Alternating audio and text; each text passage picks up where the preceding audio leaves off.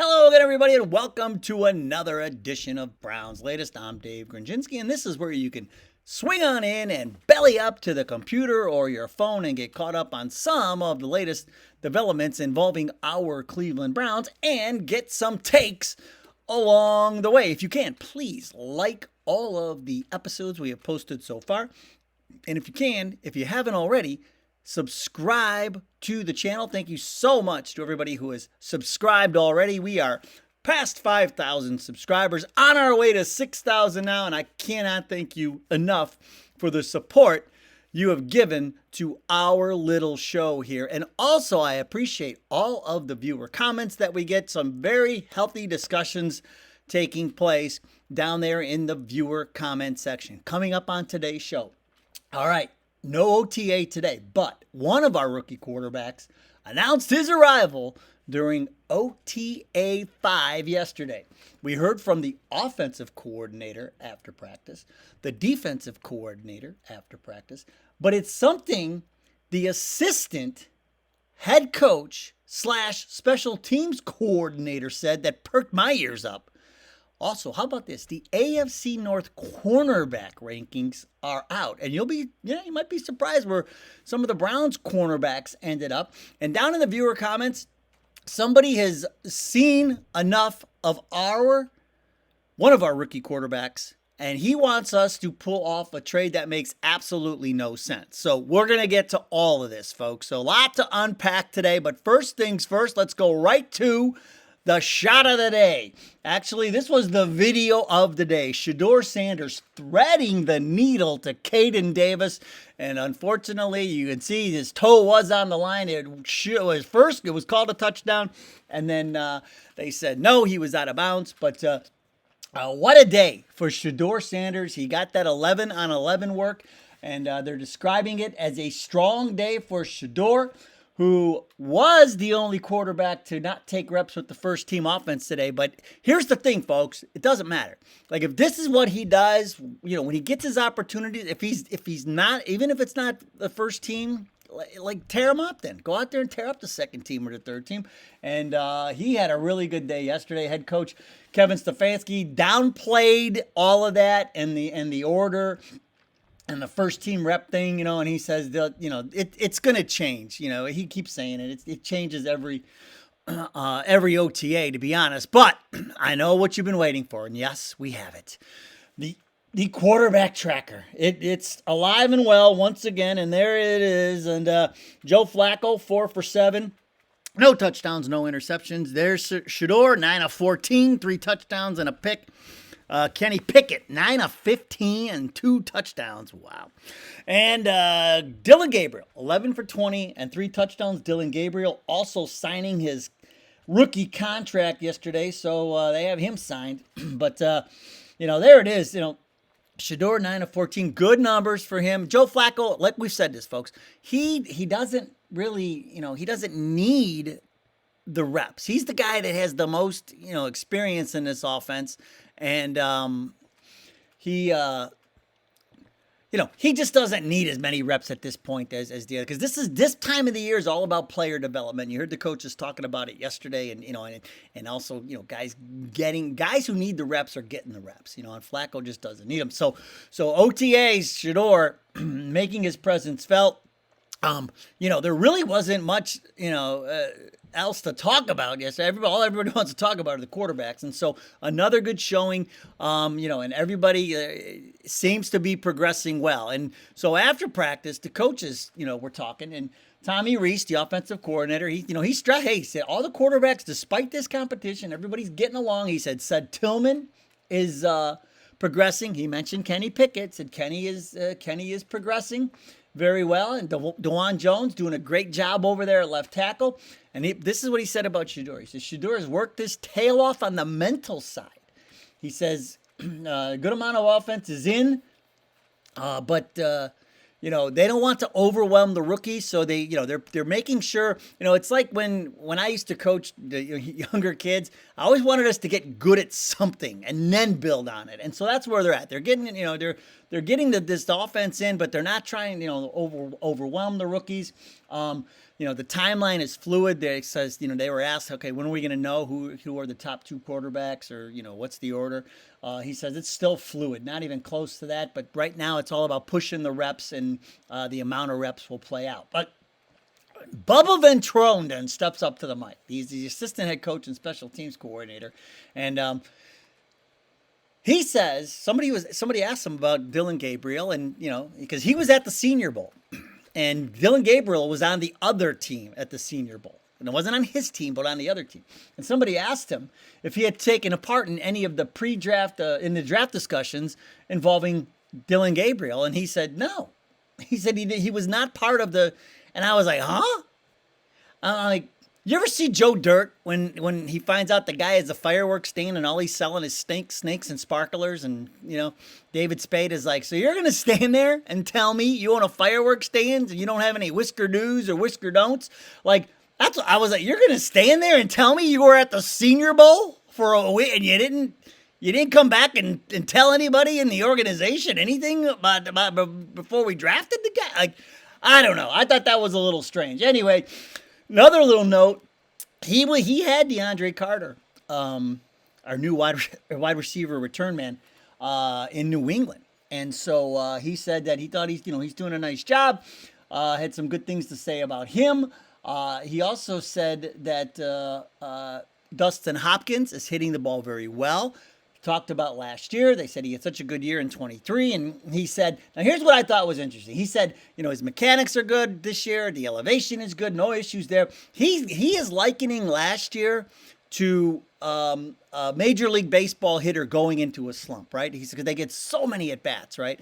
And then there are going to be slumps along the way. And so that's how he's kind of sizing up last year. Not worried about it.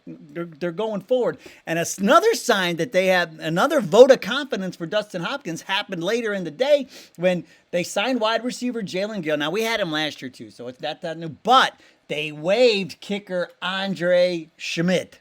They waived him. So obviously they must feel much more comfortable with Dustin Hopkins right now than they did last year. And then another thing that he said that I thought was really, really interesting is that he said that you can expect Dylan Sampson and Quinshawn Junkins to return kicks. They're expected to get some work back there as kick returners. And so, outside of, they're not going to commit. Carter's a return guy, DeAndre Carter, but they're not going to commit to just one guy, which everybody kind of hope. We're so used to, Browns fans always go back to the days of the Cube and Josh Cribbs. We always had that one guy who was our returner. We haven't had that in so long. It's always been a multitude of guys. But Ventrone said, no, it'll probably stay that way, using a bunch of different guys to return punts and kickoffs. But I thought it was interesting that, your top 2 running backs might be back there returning kickoffs. But, we'll see. We'll see if that holds up. And the other thing he said I thought was interesting, he said he expects more teams to try to force returns because the touchback puts the ball on the 35-yard line. So if you get the guy, if you can get him to return and anything, if you could tackle him anywhere inside the 35, he says that's a win. And I agree. I mean, you might as well try to get him inside that 35. Then Jim Schwartz, the defensive coordinator, took the stand. The podium, I should say, makes him sound like he did something wrong if I say he took the stand. But he says the things they really want to improve out of the gate is the third down percentage and the takeaways. They need to improve both of those. Want to be a much more physical defense. He says Mason Graham, he's going to play without the handcuffs for sure. Likes what he sees so far. And then here's the other thing he said.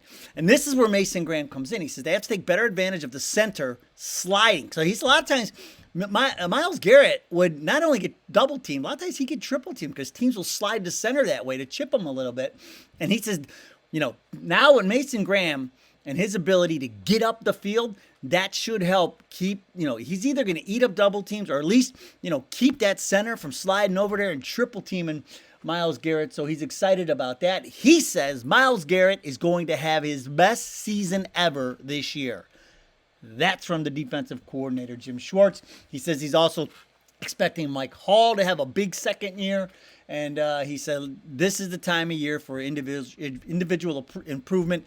They'll worry about all these, other things later on. And so Quite a day, I'll tell you. Day 5, North of today. They'll be back on the field tomorrow, but there won't be any media, so we won't be able to learn much. They'll be able to keep all their secrets. But it turned out to be quite the day out there in Berea, OTA Day 5. Now, the other thing that I thought was interesting is this cornerback ranking that came out. And it's a site called AFC North Access, and they cover, all they do is cover the AFC North, all things AFC North. And look at this list. Look at that. Denzel Ward. Look at that. Right up there at the top. And then Emerson and Newsome are in there.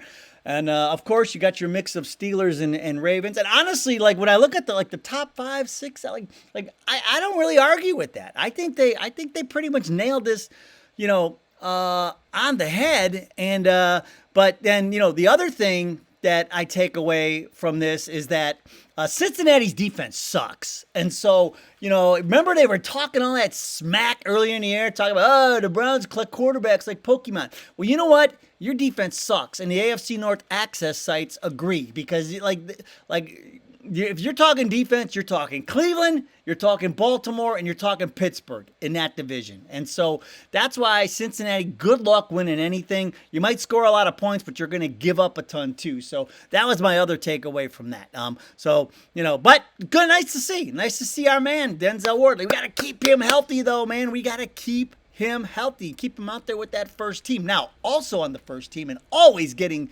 first team reps are you guys in the viewer comments. And today we're going to start with Mark Smith, 3396. Now, remember we went over Deion Sanders and his quotes about Shedeur, and he told everybody to stop lying about what was going on during the pre-draft process. And there was a good discussion in the comments about and let me start with Mark here. Mark Smith says, a father is supposed to look out and protect his children from harm, full stop. And I mean, I can't argue with that. I would have done the same thing. If I knew everybody was lying, I would have waited for my turn. I would have taken my shot, but I would have waited. I would just wait for it to come to me. And that's what Deion did. He waited for it, and he goes on Asante Samuel's podcast and took off the gloves and let him have it. So I can lean into that, Mark Smith. I agree. And then Just a Girl 007 says, Deion Sanders has a right to speak on how he feels about how they did his son.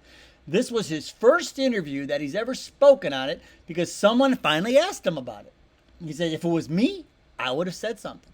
But they usually take the high road, which is why you never see Shedeur Sanders speaking on negative stuff. And there's a lot of truth to all of that. You haven't heard Shedeur, talk about it. And that's, again, you take the high road and let it float down the river. But Deion, he doesn't have to. And as a father, that would be driving me crazy. And so, when somebody finally asked me about it, yeah, I would probably give you my opinion. And so the way it played out, you have to look at it that way. I look at it that way, father first. As Natural Leem 1139 says, I hope I pronounced that right, but the response is, Deion is a father first, so of course he's going to defend his son like any other parent. And yeah, but there were some people who are saying, yeah, but he's in the NFL. He's a grown man. He should be able to take care of himself and this and that. But it's like,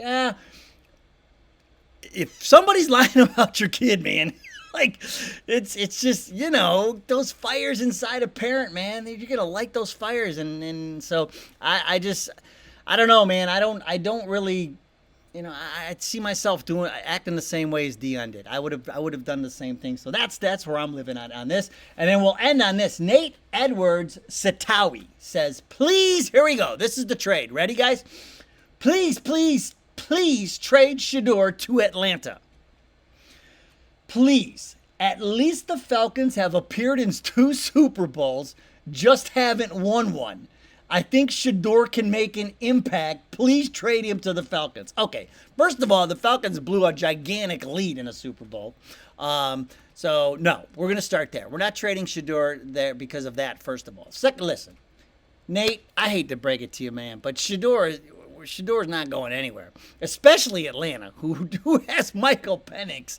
Like, it's just not going to happen. And if your argument to trade them there is because they appeared in 2 Super Bowls, it's not an argument.